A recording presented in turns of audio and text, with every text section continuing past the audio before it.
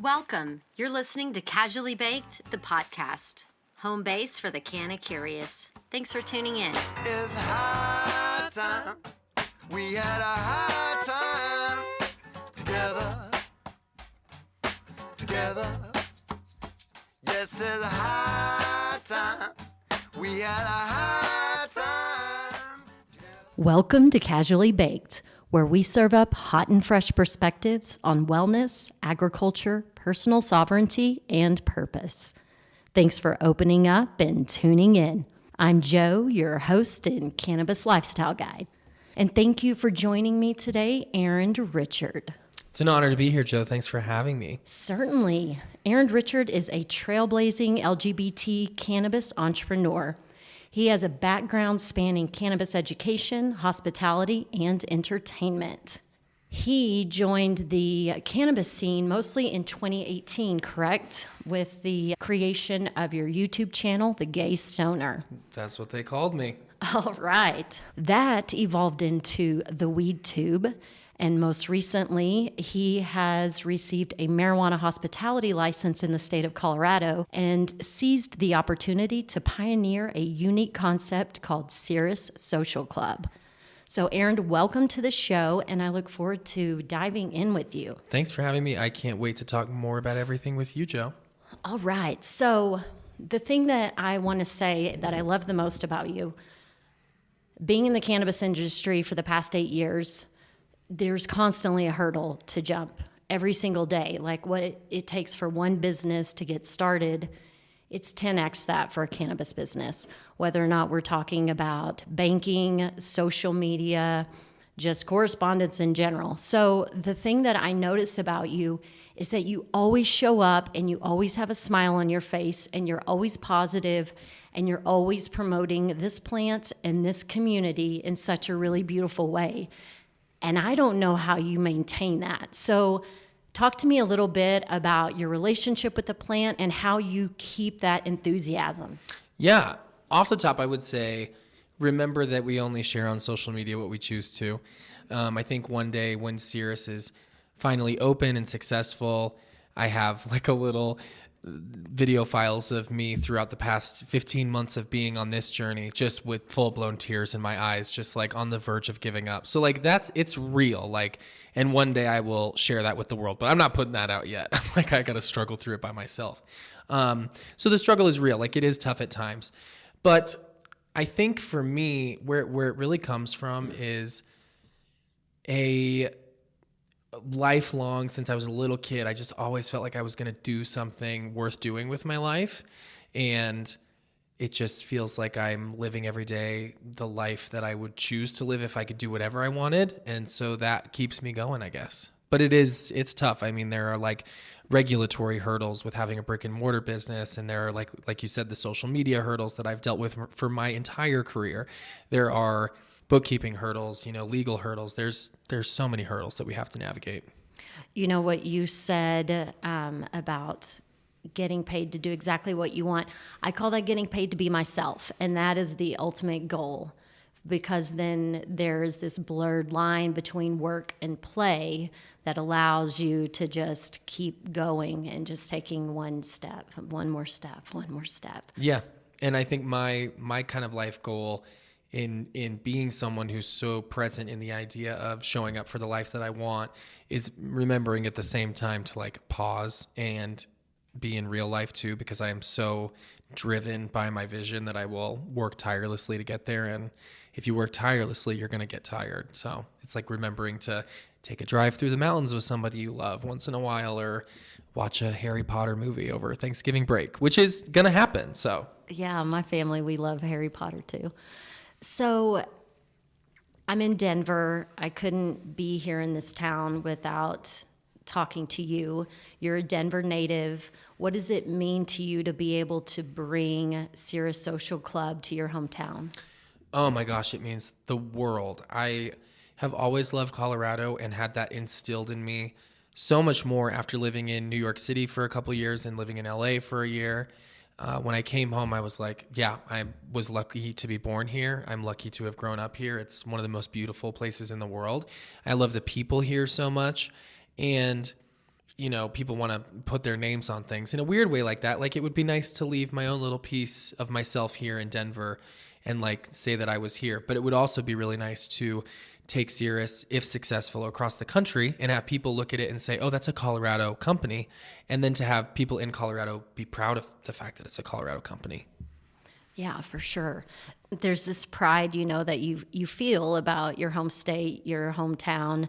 I've just returned to Texas a year ago after being in California for 8 years. And when I got back, I'm like, yeah, I'm a Texan. Like, I was gone for a while, but I'm back. It feels good. But then, the cannabis scene there doesn't match, my lifestyle and personality. And I've found actually that my outspoken cannabis brand is kind of hamstringing me in some ways with some of the business that I'm trying to do in the commodity hemp space and agriculture. And so I'm looking to kind of slow down Casually Baked and just come back to it when I have cannabis content, but try to create something completely different that doesn't have me, holding a joint in my hand or a pot leaf in the name.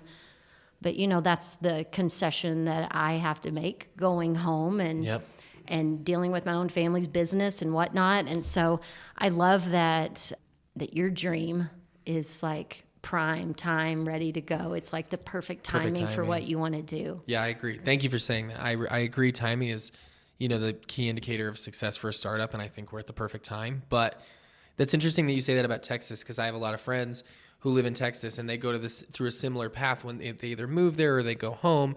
And it's this thing of, oh, I came from this cannabis industry of this one style of existing, and now I'm going to like taper back what I'm sharing with the world as my brand so that I can exist more in this like hemp driven Texas space. And I think that that's so interesting that happens.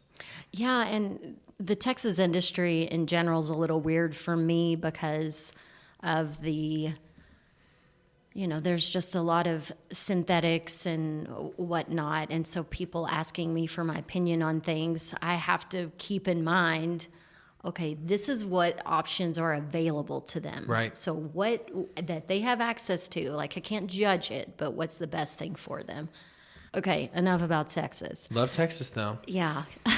So I want to talk about this transition that you made between the weed tube and having to make that decision. This was a great idea. I've put my heart and soul into this, but I've got to pivot and do something different. Yeah. I stepped away from the CEO. We named a successor as CEO a few months before any decisions about shutting WeedTube down were made. And there was sort of like a plan in place for what WeedTube was going to go on and do, but I wanted to step aside, still as a founder, still as the majority owner of the company, but I wanted to step aside and work on what was quickly becoming Cirrus as a very successful business model that I really saw a really bright future with and needed my immediate attention. So we installed a new CEO, and there were some conversations around switching branding, which was not part of the discussion. And it came to this point where we had spent $2 million on the platform so far. We had 3 months left of operating capital at best. And the choices in my hands were believe in the new CEO's model that was going to either make money, get views, or get investment in the next 90 days. Because the investment partner that had been working with WeedTube wasn't going to give any more because it just wasn't panning out the way that all of the projections said that it would. We weren't, people were kind of put off by the technology not being up to par with YouTube. We're all big fans of going to a local new shop that opens in our area to support a local business. But when it's a local business on the internet, it's not worth our time, right? And that was kind of a big thing that we dealt with WeedTube. So it was saying, I can give you this chance to do this in 3 months, big undertaking. And if not, I have to lay off all these people who have worked for me for a year or for years who I care about. Or I can say, let me take this money, lay everyone off in advance, give them a great severance so that they can go build something new with their lives and be set up for better success. And it was a no-brainer for me because even the new CEO, taking care of her too, it wasn't anyone's fault. It just came to this head of the investor saying, look, we have to stop spending money or get it from somewhere else, and not knowing, just making sure that the people were taken care of, that nobody got hurt first was important to me. This is such a tough industry to be in. And then whenever you layer this industry on top of social media, you know, it's tough. Yeah. I don't even know the word for it. I can't believe that I'm, creating content again on a platform that once deleted me. And I'm hopeful that this time it will be a different end result. But WeTube was beautiful. And I'm so grateful for everything. If I could go back and do it all again, I totally would, but I would not build the platform the same way I would have. But, hindsight's 2020. Certainly. Yeah. When you have to make these tough decisions for your business and you have so many other people involved like you did, I know that has to make the decisions that much harder. For me, I'm an independent contractor. I just kind of bob and weave and do whatever, and I fit in with other people's businesses and whatnot. Granted, I'm digging myself out of my own financial hole after the lockdown happened and people couldn't come into my studio, and, it just completely disorientated. Yeah, well, and just totally killed my business model. But because of what I do and because I'm a conversational journalist and I talk to a lot of people, I get to see how many people are hurting in this industry across the board. It doesn't matter what state you're in. I mean, farmers in New York and California are dying right now. Yeah. So tell me, as you are in a stage of fundraising right now, what is your experience like in this current climate of the cannabis industry? Oh, that's a twofold answer. Honestly, it's tough. The investment market, I'm just now coming into it, and my experience is that, this is rough. And everyone's telling me, oh, too bad you weren't here 2 years ago, because they would have thrown money at you. So it's definitely a tough time for getting investment in the industry. The experience of doing it all has been very educational for me, and I'm grateful for the whole process. But we're also like a brand new thing within an industry, right? Like what Cirrus is trying to do hasn't really been done before. It hasn't really been proven at the scale that we're trying to prove it. So cannabis investors even are like, we don't understand, we don't get it, we don't understand you. And then you go to hospitality investors who are like, oh, I see what you're doing, but I'm not touching weed. No, thank you. That is not going to happen. So we're in this even smaller wedge of available investment that makes it pretty tough for us, to be honest with you. Yeah, I believe that. Now, before your cannabis life, you were in hospitality. Yeah. So you're marrying the two businesses that you've worked in your adult life, at that intersection. So talk to me a little bit how Cirrus Social Club is going to reinvent nightlife. Like, talk about your mission and vision so people can kind of paint that picture in their heads. Absolutely. The mission statement for Cirrus is to help humanity evolve consciously through cannabis consumption. Weed changed my life. It made me a better person. I think we can all agree as cannabis consumers that if the whole world smoked a little more weed, it'd be a much better place to live. And the reason that more people aren't comfortable with cannabis and are more comfortable with substances like alcohol is simply because of perception of generations handed down, because of stories that people have been told. And we just know factually that those stories are now untrue. So providing a set and setting and providing a service to people to experience weed in a new light for the first time in a different way will change their mind about what cannabis is and what it means for them in their lives. That's really the goal, is the mission statement is what it is. And the way that we get humanity to evolve consciously together is by getting the whole world seshing together. So the goal of Cirrus is to create an environment that anyone would feel comfortable consuming cannabis in and would have a great time. I would like to layer on top of that the fact that this is an establishment, in the cannabis space. Alcohol is not a part of this. No, not at all. And I wouldn't want it to be. A lot of people think like, oh, because you can't. No, we can't. But I also wouldn't want to. Yeah, I agree. You don't need them both. Go have a drink after. have the amount of cannabis that we're going to be serving to the majority of our guests, which is minute. You leave after an hour and a half to 2 hours and you're fine. You're good to go. Like you giggled a little bit and had a great time. That's the goal. When you leave, go have a drink. Don't come in drunk. Don't show up drunk. A lot of people who drink very frequently will, when you talk about cannabis, will be like, oh, well, it's just weed. It's like, no, weed's enough. It's enough. Yeah. You don't need the two. You can do it by itself. Yeah. And I would like to also offer that weed isn't just weed when it's not like you would take two liquors and just like randomly mix them in a glass or have the bottle together and just serve it. I mean, it's like... Oof, you should have seen me in college. Because that did happen.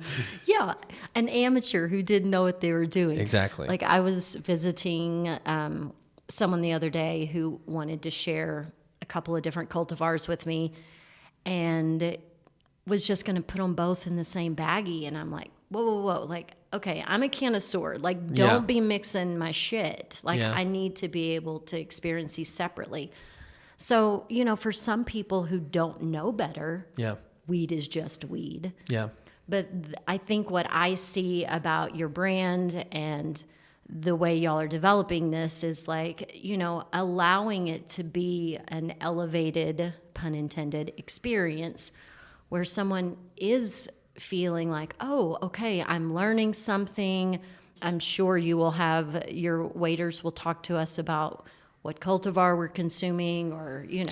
They're called flight attendants. Okay, I dig it. And they'll do more than just tell you about the weed. They're going to take you through a 5 sense experience of learning about it, touching it, tasting it, smelling it, and reflecting on the experience, and hopefully a lot of laughter. And then we're going to serve you some delicious food on some small plates, and we'll have handcrafted beverages and mocktails that look great on social media. Everything, and it's beautiful. No matter where you lay your eyes in Cirrus, it's beautiful. Weed loves to be around beautiful things. So everywhere you look, the environment's gorgeous, the vibe is good, your grandma could feel comfortable there, you would feel comfortable there, anyone would feel comfortable there. Yeah. So talk to me a little bit about the food piece of it. I'm a foodie. My concept is don't ever waste a meal. Like I'm not ever going to eat crap. So is this infused food or is this non-infused food to pair with the cannabis? It's non-infused food. We will have some forms of edible consumption. We're still trying to figure out how that works best for us. But no, the food comes from a cold prep kitchen, and it's locally sourced meats and cheeses and other like small plates. We're not cooking anything. So we don't want to be a place for people to go to dinner. Now where we have snacks for you, munchies, if you will. But instead of going to dinner and a movie, now you go to Cirrus and dinner. Because you're going to want more food after you leave, probably. Yeah, I like that. The munchies thing or the high tea party or, just a girls gathering or the pre-show, pre-gaming to whatever you have night going out, on. Yeah. I'm excited for our reservations on a Friday night from 4 to 7. That having a happy hour from 4 to 7 where it's joint consumption sounds like a lot of fun and a great group of people that I can't wait to, I'm an energized stoner. So it's 4 o'clock. I want a coffee and some weed. I've got my coffee right now and I took a little weed before we got into this room. So I'm very excited about that group. Okay, so we talked about everything being beautiful and, those that are, get their dopamine hits off the gram. This will be perfect for them. Mm-hmm. If you were going to describe a place, so we can kind of paint a picture in our mind's eye, what would you compare this to? That's a really great question. I would say I want it to feel like olden times, 1920s New York City hotel restaurant lobby, but modernized and in today. So it's intimate where you've got each little seating group is kind of built around a center point like they used to do in New York City lobbies where you had a fountain or a floral arrangement in the center and then everything was kind of built out around it. And that's what we've done to where there's groupings of 6 for groups of 6 all over the main floor plan that up to 120 people. And you're never it's not like a restaurant where you're like right next to each other in booths. You feel like you're in your own little area, but you're still part of a whole equivalent of this vibe that's filled with piano music in the background, because we've got a custom painted Steinway piano that plays itself. Sometimes there's a 4-piece band that goes with it. You've got the crystal chandeliers, you've got the laughter in the background, but really you have your own little area, but you're surrounded by this vibrant environment. I like that. And, we're all energetic beings. So you can get, in my opinion, get a little too close to other people when you're, trying to be out, but have kind of an intimate thing. So I like that you kind of created those little clusters, or your own private living room, if you will. We're not socialized to be high together in public as a species right now. We don't know how to do it. And I've had moments where I went with my partner of 14 years to a weed lounge, and we've smoked weed together for 10 years, almost every day. And we got high in this weed lounge and we felt wildly uncomfortable and anxious. And there was so much that I took away from it in terms of like, it's a different experience to be like, I'm going to a place to sit there and get high. Like, there has to be some level of attention to detail and caring for the fact that they're not ready for what happens after they hit that bag when they're in public, in a public setting where you're sat there. They're not ready. So how do you create an environment to catch them when they come up to the cloud that is Cirrus? And that's kind of the goal. I like that. Whenever I lived in Oakland for several years, I would go over to the city and go into Mo Green's. Mm-hmm. And that was the smoking lounge that, was easy access to me. Yeah. And you could order food, and you could bring food in. It's kind of a manly vibe in there. And I read that you had said most of the lounges that you see do cater to men. Yeah. And so that's something that you're also addressing with Cirrus. Yeah. I mean, I created a vibe that I would feel comfortable in. And as a gay man, that happens to align with generally like the female gaze, you know what I mean? Of like beauty and what that looks like. I told an investor once, I was like, if I would have sent you a pitch deck for pool tables and pinball machines for twice the money, I would have raised it already. And he was like, yeah, you would have. Because the people who are currently controlling the majority of the money that is able to influence that, that's what they want. But I'm asserting that the market that you're catering to is an established market. I want a different market that you guys are incapable of talking to. And I think my market's bigger. Well, and your market's full of the decision makers. Yes. I mean, I've been in sales and marketing and advertising my entire career, and women make the household decisions when it comes to these sorts of things. If you get matriarchs to love Cirrus, it's over. And that's literally the goal. Like, when we got the license, I called my Nana, and who's my grandma. She won't let me call her grandma because she's too young to be a grandma. And I called her and told her about the license, and she was so excited. And I said, well, will you come when we open? And she's like, of course I'll be there. And from that moment forward, I was like, she has to feel comfortable. And it kind of shaped this whole environment of like, hey, if I'm like tuning this so that she'll be comfortable, it makes sure that all the other people who would have any concern about it would definitely feel comfortable, because she's the gold standard of impressing. Like, she's like flies first class. She's this like wonderful human being who takes care of everybody, goes to island getaways like 5 or 6 times a year. Like, if she's going to walk into a weed lounge and be impressed by what she sees and feel comfortable in it, then I think most people would. Yes. If my grandmother's on board, I mean, my grandmothers aren't alive anymore, but yeah, because they are certainly the ones that would shame you or scold you if, you were doing something wrong. So if you know that you've got the buy-in from that crowd, like, who else is going to judge you? Exactly.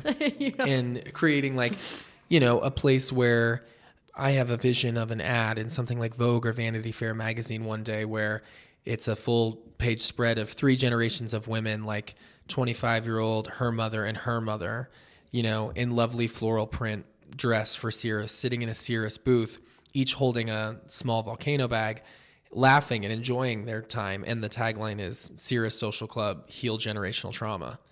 It's like, let's have conversations that you're not having while you're drunk together. Let's have a new conversation. Let's open our minds together. I like that. Yeah.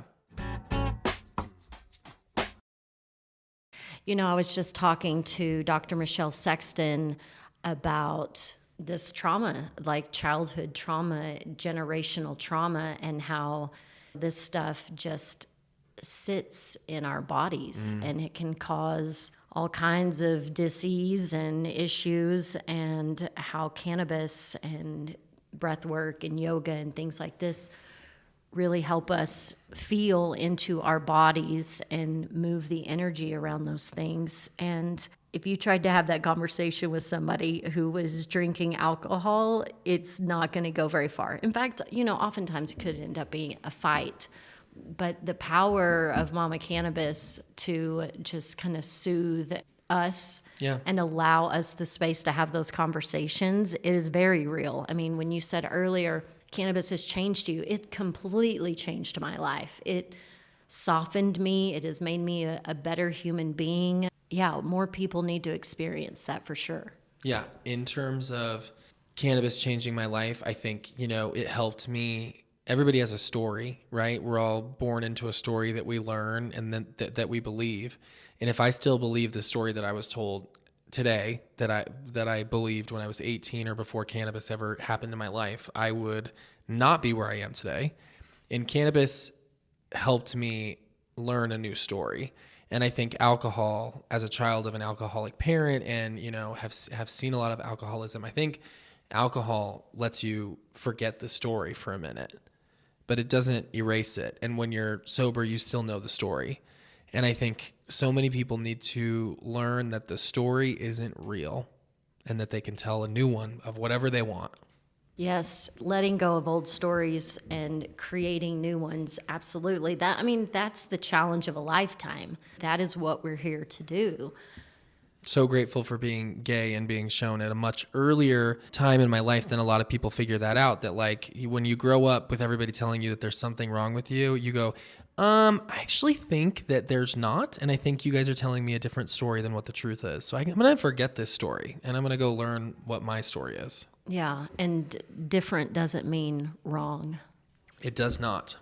And, that's such a big thing in the cannabis culture. Prohibition, this mindset, all of this bullshit that has seeped into generational education. Yeah. To where if somebody's not highlighting the truth can be completely buried. Yep.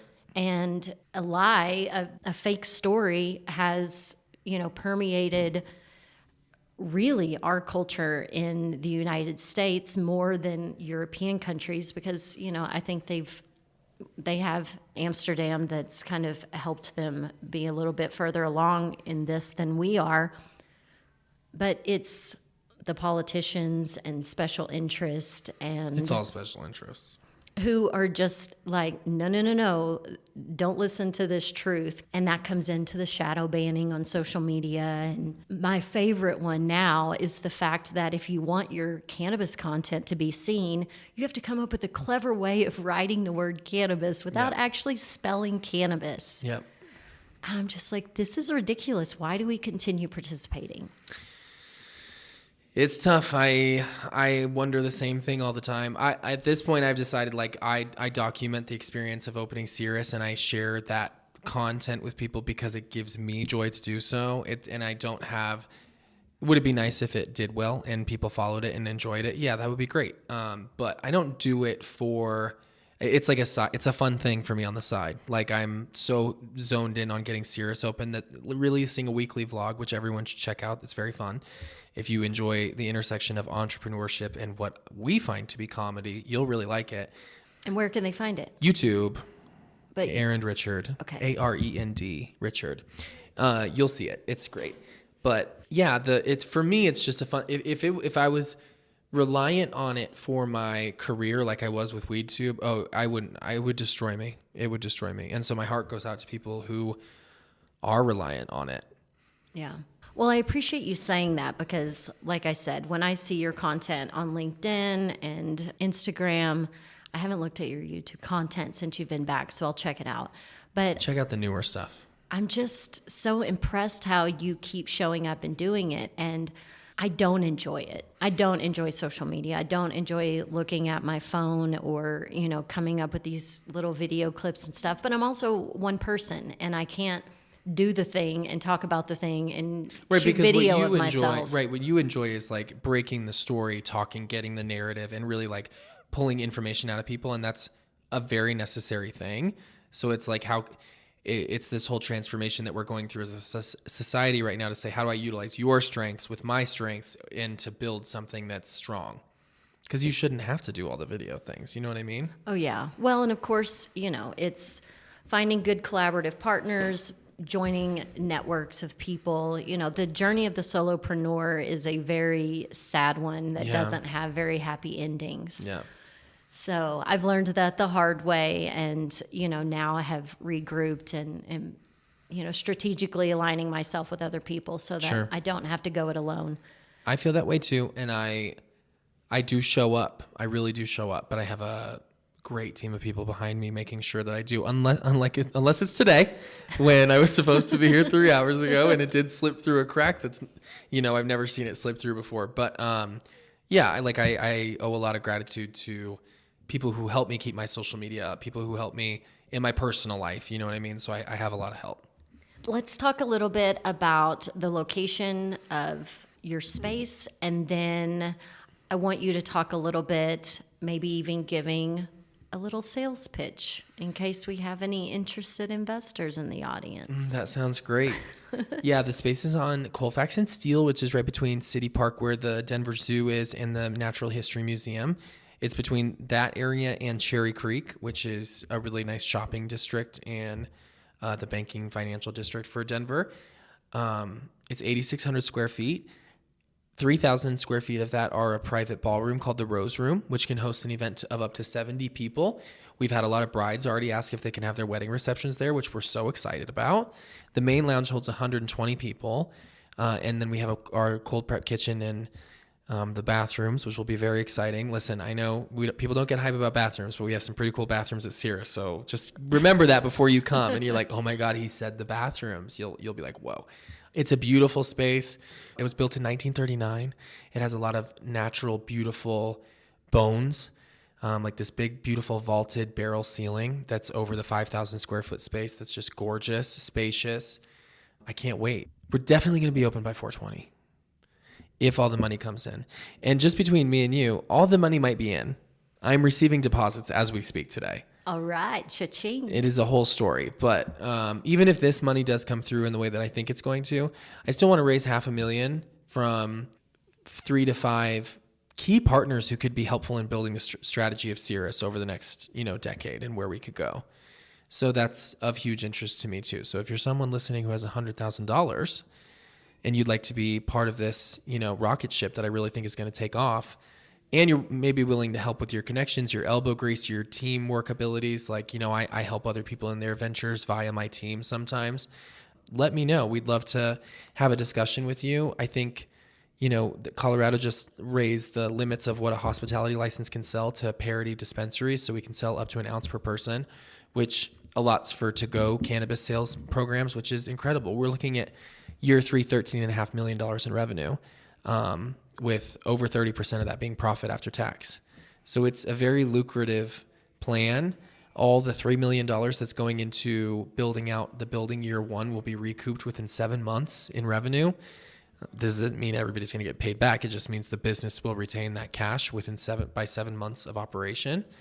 So it's a really wonderful opportunity, and we have a really beautiful 10-year plan. So talk to me about how the cannabis piece works. Do you have dispensary partners and one of them is on site? We do it all. We would buy wholesale just like a dispensary would and sell it out of our own facility. That's the new license that we just got approved for 2 weeks ago.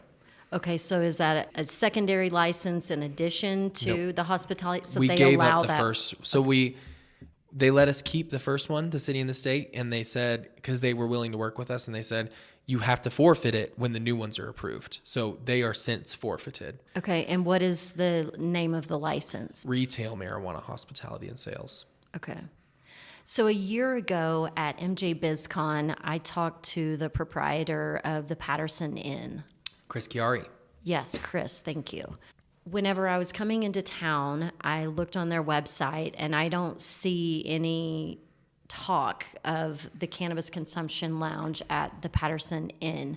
Is he still doing it? Is it in the works? Or is it just slow for everyone? You know, it's really interesting. We're actually documenting, we're making a video right now that will be up maybe around the time this podcast is. Check it out for sure. But it's about why Colorado legalized marijuana hospitality in late 2022, and we're all the way through 2023 and 2021.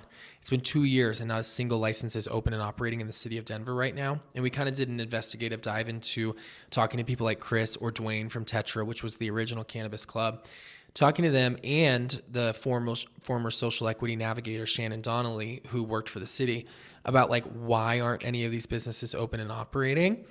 I think in each individual case it's different, but the one overarching tone is we went from having private club licenses, which allowed for you to not be a public access business that could have cannabis, to public access cannabis consumption licenses.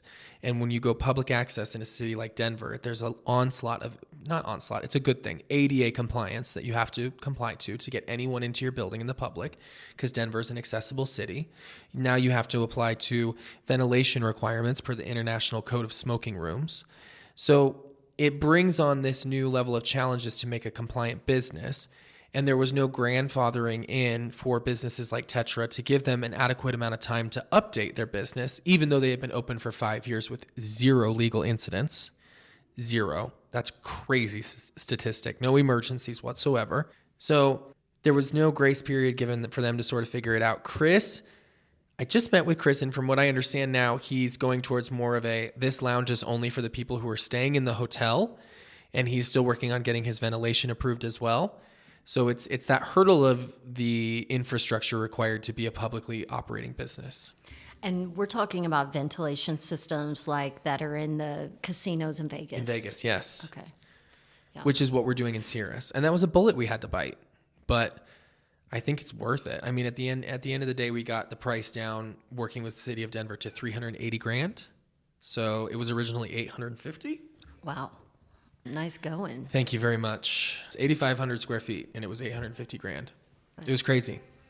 So one of the things that I see on your social a lot is all of your pieces, everything's going to be branded. Yeah. So talk about the creation of your own line of glass products. Yes. So the first pieces we came out with were in collaboration with Prism Waterpipes, which are amazing bongs that come apart so you can clean them and transport them easily. We continue to work with Prism as the base of all the designs that we're doing, and I'm so grateful to everybody at Prism. That's an incredible company. We've also launched our own line of wares, which is called Seshware, and we've trademarked that name as well for all kinds of different cannabis sesh utilitarian items. The goal is like in 5 years to have a line that comes out at Anthropology or Target or something like that via mainstreaming cannabis consumption. At Cirrus, you will be able to, I don't want to give away too much about the ordering process of cannabis because I know people are really curious about it, and to be quite honest, we're just now finalizing the process, and it's going to be a bit of a culture shock to people who have bought weed before because we're not doing it that way.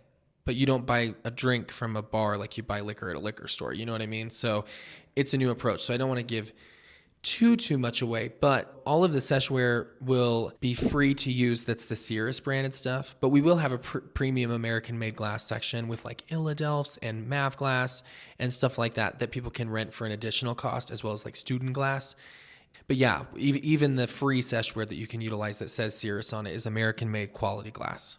So I like it because you walk into a regular bar or restaurant, like everything matches. Yep. That's just how it goes. And so I like that you're mirroring that experience, even though we're smoking. Yes. I'm trying to define, people will be like, oh, is it like Amsterdam? Is that what you're doing? It's like, no, it's almost like defining the American sesh standard.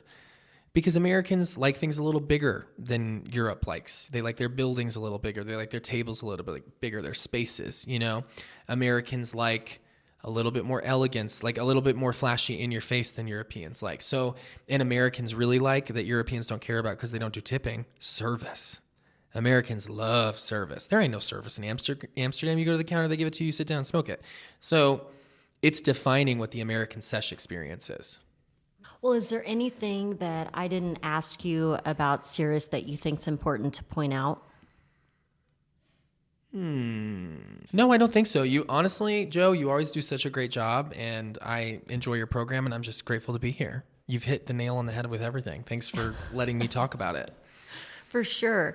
Now, for those potential investors, when you said you're looking for the last bit of money, people that can kind of be a part of it, are you looking for people that have experience in a specific industry or a specific background, or do you want people that have experience with cannabis, or is it helpful that they don't know anything about the cannabis industry? 100% what I care about for anyone coming on to this team in any capacity is that they share a passion for the end goal of helping humanity evolve consciously through cannabis consumption.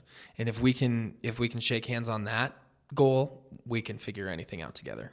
I think that's just a good litmus test for life, right? Yeah. And I think we're doing this thing we're not doing like, we have a business plan, right? But we've kind of thrown that to the side, and we're working through this model called the Lean Startup Program, where you really work on customer development and proving your concept before your doors are even open, and really like testing everything out first. And I think that one of the things it forces you to do in the beginning is define your values and define how you operate as a team and define your mission.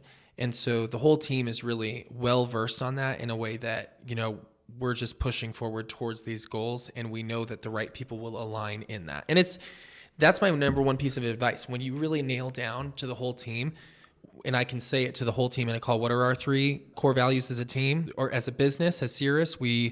Number 1, we define cannabis service. Crystal's here next to me listing them off. Number 2, we make sure every guest has an experience. We touch all 5 of the senses. That's what makes an experience business. And number 3, we create a comfortable and timelessly beautiful environment. And our core values as a team is how we operate together. For example, we work hard when we need to, and we have fun when we can. We abide by the law of karma. Like, we do the right thing when no one's watching. And so like having all of these things listed out as a litmus test for anyone on the team and people we work with in the future has been pivotal, and I would recommend it to anyone. Amen. I'm in. Even if your core value is like make as much money as possible and take advantage of everyone, fine, get people that are on that train with you. Those are my values, but. So if people want to support what you're doing, follow along, where do they find you on social? Definitely follow Cirrus on Instagram, and Cirrus is spelled Cirrus. You may have heard that word before because it's a cloud. It's a type of cloud in the sky. And people are always like, oh, yeah, that's what that is. It's also the highest cloud in the sky. So Cirrus Social Club on Instagram. And if you want to follow me, it's Arend, Arend Richard on Instagram, YouTube, TikTok. You follow me on TikTok if you want to see me cry about my entrepreneurial journey, because that happens a lot. That's what TikTok's for. They like to laugh at pain. We like to laugh at pain together. That's hilarious. So I'm not on TikTok, and that's why I guess I only see you being happy and positive. Yeah, for sure. Well, they're still kind of funny because it's like me crying to the background song of a trending song that's like a hyper pop fun song, and I'm just like crying. But it's funny, and people find it like I have cultivated a little group of like startup founders who are on TikTok, and we all kind of like share in that misery together. But TikTok's also like it's kind of a throwaway social. Like the average view, enjoying your content pipeline to following you and looking for you other places is like the least on TikTok. So it's not really worth it. You can get the most views, but a lot of times those views don't translate to people following you in other spaces. Whereas like YouTube, if you get a subscriber on YouTube for life, I think that's the strongest bond you can make with a follower. And then Instagram probably beneath that. Well, and as a social media expert, I appreciate that. Yeah. YouTube is tough. I used to say all the time when I had a YouTube channel, I was like, it's easy to make people like you from a minute of content where you're not talking. It's really hard to get people to like you when you're talking for 15 minutes and you keep them there. Yeah, it's tough. true. Yeah. Well, and I would just upload my video podcasts to YouTube. And so they may be 40, 50 minutes, and ain't nobody got time for that. Yeah. They give me the 3-minute sizzle reel, lady. They do. Yeah. They do. For 12 minutes, 5 to 12 minutes on YouTube. All right. I'll see what I can do.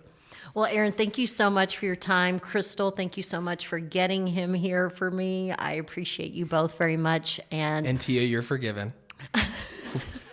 She'll listen to this and she'll leave you that.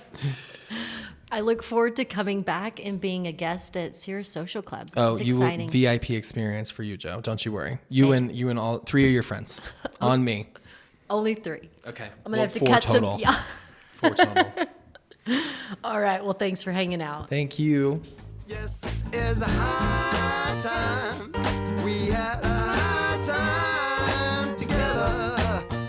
Casually Baked, the podcast, was created, recorded, and produced by yours truly. Editing and sound design are in the capable hands of Jamie Humiston at PodConnects. The podcast theme music is by my highly talented friend Seth Walker. If you aren't familiar with Seth's music, you can find High Time on his album Gotta Get Back, wherever you're buying your music these days. I know he didn't create High Time for me, but it sure as shit sounds like he did, right? I hope you'll tune in next time. Thanks for hanging out. Thanks for listening to today's show. To check out more great cannabis podcasts, go to podconnects.com. Here's a preview of one of our other shows. I'm Joyce Gerber, the creator and host of the award-winning podcast, The Canna Mom Show. And we are on a mission to enhance the impact women have on this industry as business professionals, healthcare providers, policy advocates, caregivers, moms, by sharing and preserving their stories of love and kindness, wisdom, and hope. I am so grateful to have found my tribe of Canna podcasters right here on PodConnects, and look forward to our work of crushing the stigma around cannabis and caregivers and building this new industry together.